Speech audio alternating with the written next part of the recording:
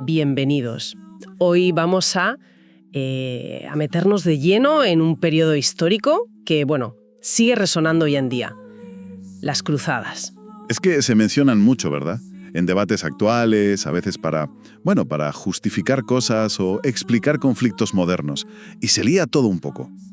Sí, se genera bastante confusión, la verdad. Así que nuestra idea hoy es mirar un poco más de cerca qué fueron realmente, basándonos en lo que nos cuentan las crónicas, los análisis.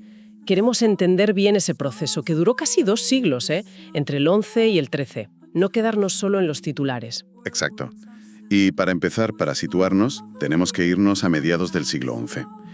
El panorama en Oriente Próximo estaba cambiando muchísimo. Por un lado, el califato abasí. El gran poder árabe estaba ya muy debilitado, muy fragmentado. Y por otro, el Imperio Bizancio, que era, lo que quedaba del Imperio Romano de Oriente, pues estaba bajo una presión enorme. Y aquí es donde entran con fuerza los turcos selyúcidas, un pueblo guerrero nómada que venía de las estepas de Asia Central. Ojo, que toman Bagdad en 1055. Y luego, la fecha clave, 1071, batalla de Manzikert. Derrotan, pero de forma estrepitosa, a los bizantinos. Esto fue un golpe brutal. Bizancio pierde Anatolia, que era fundamental, y se tiene que replegar casi a Constantinopla y poco más. O sea que Bizancio pierde, su granero y su zona de reclutamiento más importante. Casi nada. Y a esto le sumamos que ya había tensión religiosa, ¿no? Justamente. No podemos olvidar el gran cisma de 1054.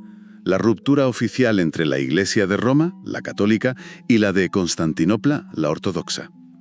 Aunque ya venían de lejos las tensiones, esto crea ya una brecha muy profunda.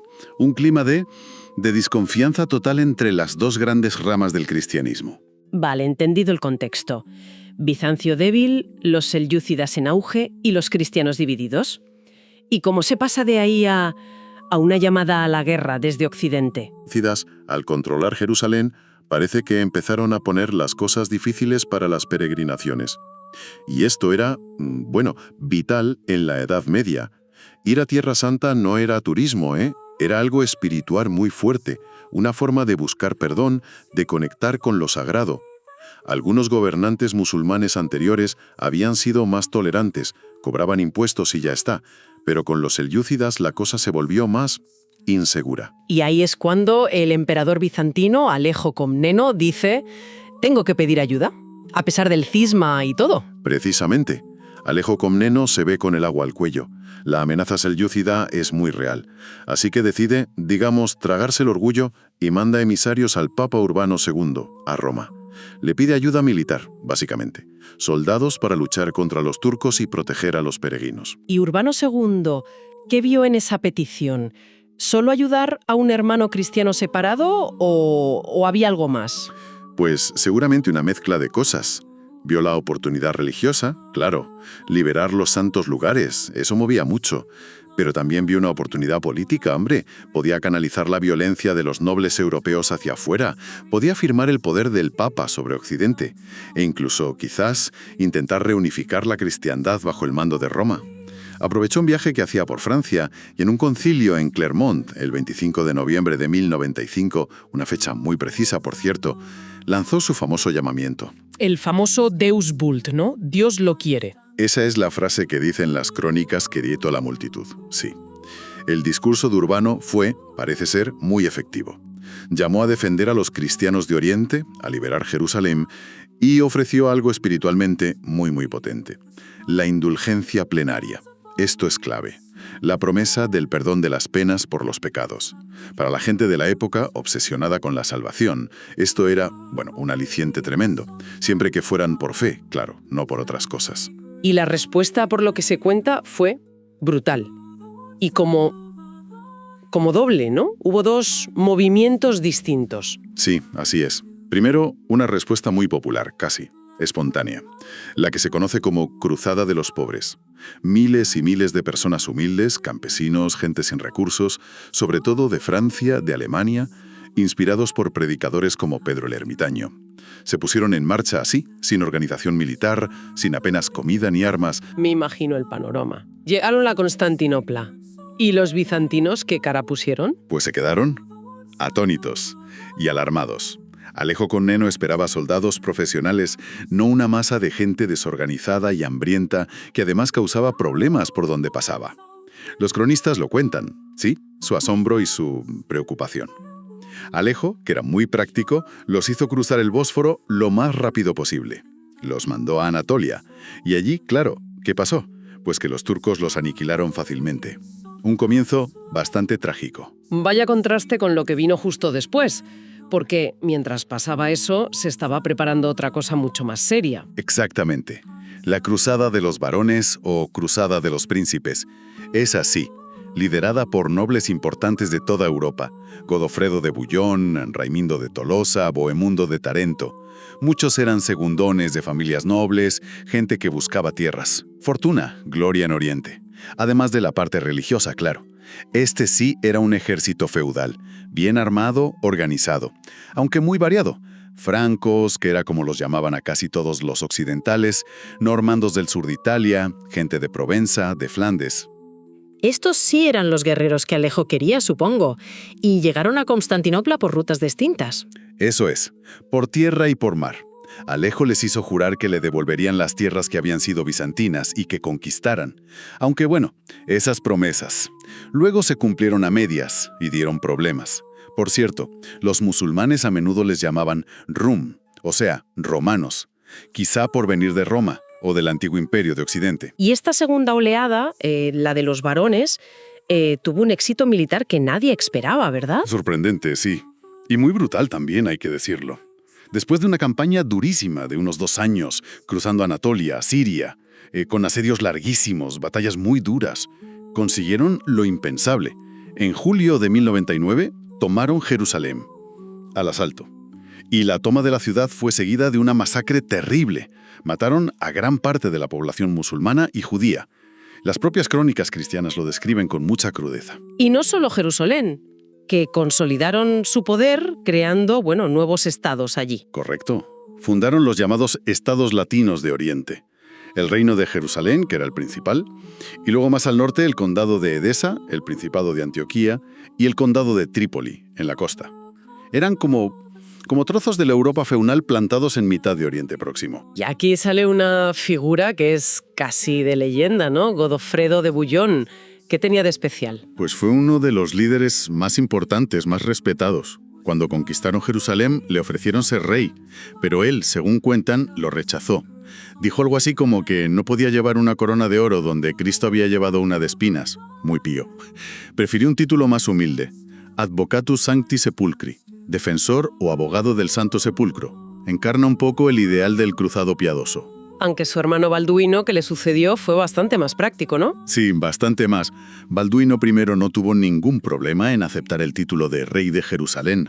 Aunque tuvo sus líos para coronarse, lo tuvo que hacer en Belén porque el patriarca latino de Jerusalén, un tal Dagoberto de Pisa, quería un gobierno de la Iglesia, una teocracia. Ya desde el principio se ven las tensiones internas que tuvieron estos estados latinos. Y como curiosidad, el título honorífico de rey de Jerusalén ha ido pasando de dinastía en dinastía, y hoy, de forma simbólica, lo tiene Felipe VI de España. Fíjate qué cosas. Vale, entonces un éxito inicial tremendo.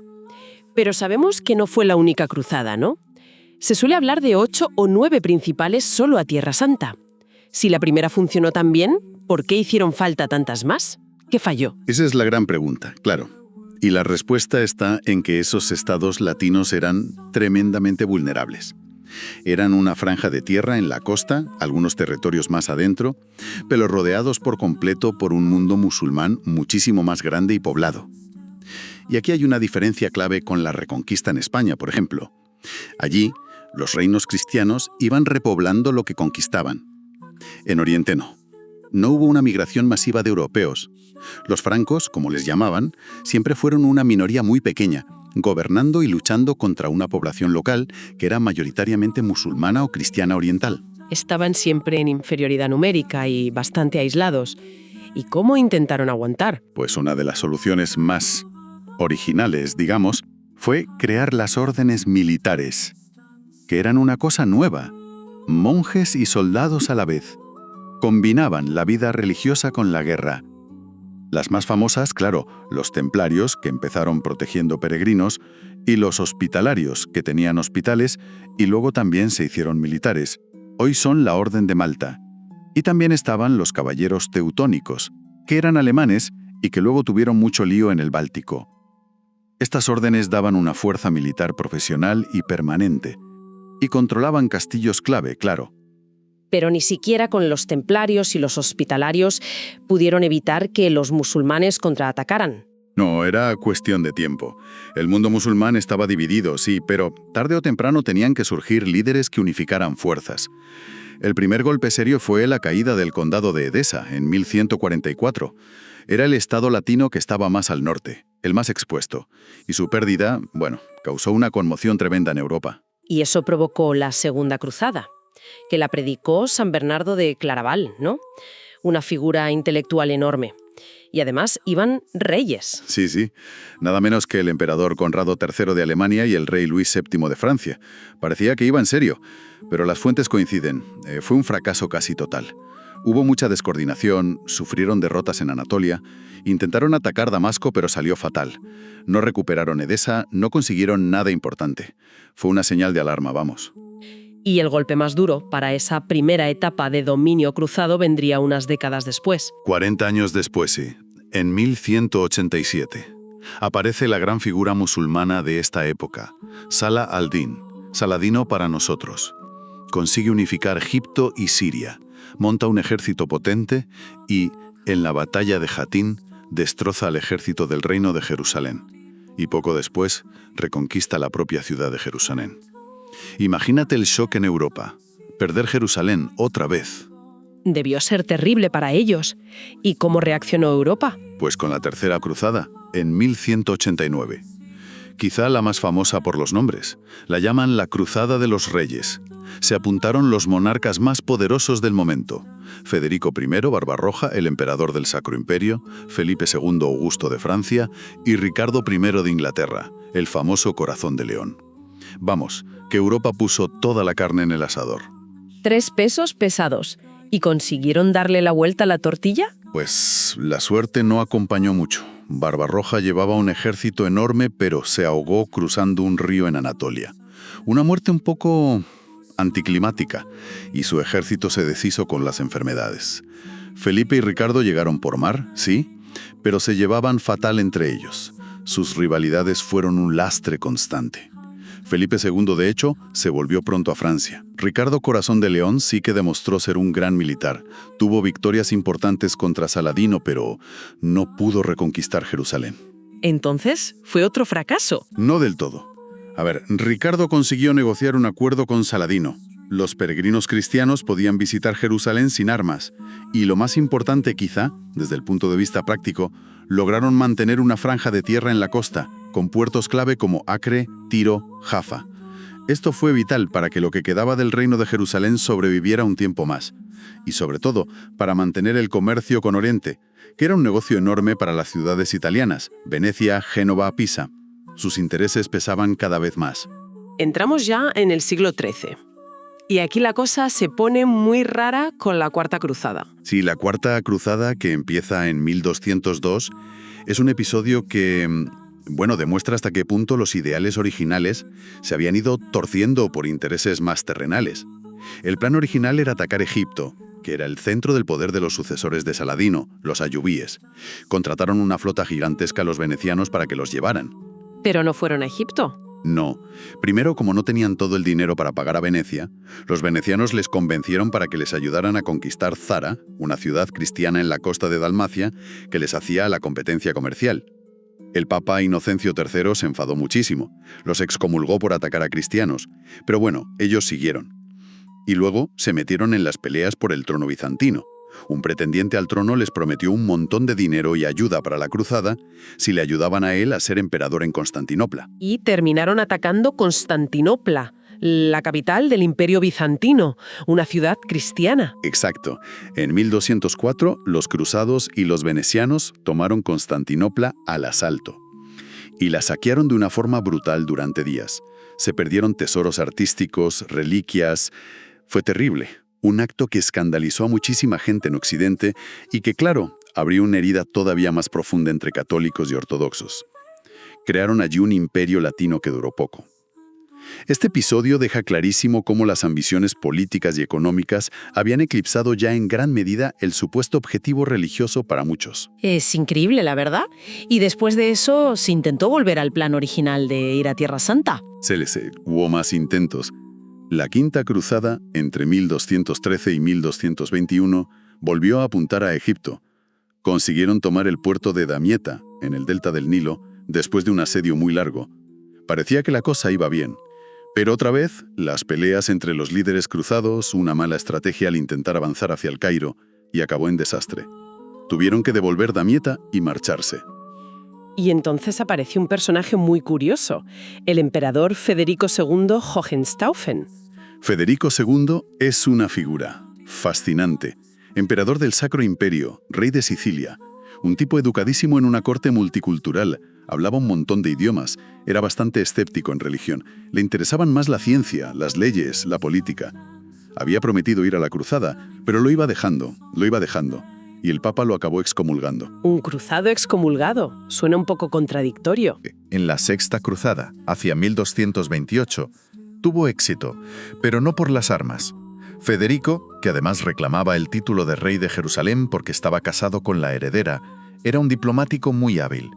Aprovechó que los sultanes ayubíes de Egipto y Siria estaban peleados entre sí y negoció un tratado directamente con el sultán de Egipto, Al-Kamil. ¿Y qué consiguió negociando? Pues consiguió que le devolvieran Jerusalén, excepto la zona de las mezquitas, Belén y Nazaret a los cristianos. Por 10 años. Fue una recuperación pacífica, basada en la diplomacia, en intereses mutuos. Federico entró en Jerusalén y se coronó rey él mismo. Fue un logro, sorprendente, pero muy criticado por los más guerreros de los dos bandos. Y sobre todo, duró muy poco. ¿Por qué duró poco? Porque dependía de que siguieran las divisiones entre los musulmanes. En cuanto cambiaron las alianzas internas, el acuerdo se fue al traste. En 1244, unos mercenarios que venían de Asia Central, los joresmitas, que estaban al servicio del sultán de Egipto, tomaron Jerusalén y la saquearon de nuevo. Y esta vez sí que fue la pérdida definitiva, hasta el siglo XX. Llegamos a mitad del siglo XIII. Jerusalén perdida otra vez. Los estados latinos son apenas una sombra. ¿Todavía quedaban ganas de ir a la cruzada? Pues parece mentira, pero sí. Ahora el protagonista es Luis IX de Francia, San Luis. Un rey que describen como extremadamente piadoso, el modelo de rey cristiano medieval. Se sintió llamado a liderar la Séptima Cruzada, en 1248. ¿Otra vez a Egipto? Sí, la idea seguía siendo atacar el centro del poder musulmán. Y como en la Quinta, consiguió tomar Damieta, pero al intentar avanzar hacia el Cairo, su ejército fue derrotado y él mismo cayó prisionero en 1250. Francia tuvo que pagar un rescate gigantesco para liberarlo. Hombre, uno pensaría que con eso ya había escarmentado. Pues no. 20 años más tarde, en 1270, Luis IX organizó la Octava Cruzada. Y esta vez el objetivo fue todavía más raro: Túnez. No está muy claro por qué. Quizá para presionar a Egipto desde el otro lado, quizá porque pensaba que podía convertir al emir de Túnez. Quién sabe. El caso es que desembarcó cerca de Túnez, empezó a asediar la ciudad, pero en el campamento se desató una epidemia, probablemente disentería, y el propio Luis IX murió allí. Vaya, final menos heroico para un rey santo. Y esa fue la última. Casi. El príncipe Eduardo de Inglaterra, que luego sería Eduardo I, íbale camino para unirse a Luis IX. Cuando se enteró de su muerte, decidió seguir él hacia lo poco que quedaba de los estados latinos en Tierra Santa. A veces a esto se le llama la Novena Cruzada, entre 1271 y 1272. Llegó a Acre, que era el último gran puerto cristiano, pero ya poco podía hacer. La situación era desesperada. Ese mismo año cayó el Crac des Chavaliers, una fortaleza impresionante de los hospitalarios en Siria. ¿Y cómo cayó un castillo tan fuerte? Pues parece que no fue por un asalto directo, sino por una trampa del sultán mameluco Baibars. Les hizo llegar una carta falsa a los defensores, como si fuera de sus jefes de Trípoli, ordenándoles rendirse. Y se lo creyeron, entregaron el castillo. Eduardo I consiguió firmar una tregua de 10 años en Acre después de sobrevivir a un intento de asesinato por un miembro de la secta de los Hashashin, los famosos asesinos, y después de eso se volvió a Inglaterra. Una tregua que solo sirvió para aplazar al final, imagino. Exacto. En los siguientes 20 años, los mamelucos de Egipto fueron conquistando uno por uno los últimos reductos: Trípoli, Tiro, Beirut. El golpe de gracia llegó en 1291. Cayó San Juan de Acre tras un asedio terrible. Los últimos defensores murieron luchando o intentaron huir por mar. Ese es el punto final. El fin de la presencia cruzada organizada en Tierra Santa. Casi 200 años, ¿eh? Desde Clermont en 1095 hasta Acre en 1291. Un ciclo que empezó con un éxito que nadie esperaba y que terminó con la pérdida total de todo lo conquistado en Tierra Santa. Y parece que Occidente, después de esto, se olvidó militarmente de esa zona durante siglos. Durante siglos, sí. Prácticamente hasta que llegó Napoleón a Egipto a finales del 18. Las prioridades en Europa cambiaron. La gran amenaza pasó a ser el Imperio Otomano que avanzaba por los Balcanes, por el Mediterráneo. Y las cruzadas, dejaron de ser historia viva para convertirse en leyenda. En materia para la literatura, para el arte, y mucho después, claro, también para discursos políticos y para construir identidades. Hemos repasado 2 siglos de historia, de batallas, de personajes increíbles, de giros inesperados. Pero queda ahí flotando la gran pregunta, ¿no? Que ya se hacían entonces y se sigue debatiendo hoy, más allá de las derrotas concretas. ¿Cuáles fueron las razones de fondo para que ese esfuerzo tan enorme y mantenido de Occidente por asentarse en Tierra Santa fracasara de forma tan definitiva? Es la cuestión clave, desde luego. ¿Fue solo que eran menos? ¿Fueron las peleas internas entre ellos? ¿La dificultad de adaptar el sistema feudal europeo a ese sitio? ¿La capacidad de resistencia que tuvo el mundo musulmán? ¿O es que cambiaron las motivaciones de los propios europeos con el tiempo? Sin duda, fue una mezcla compleja de todo eso. Y da para seguir, dándole vueltas.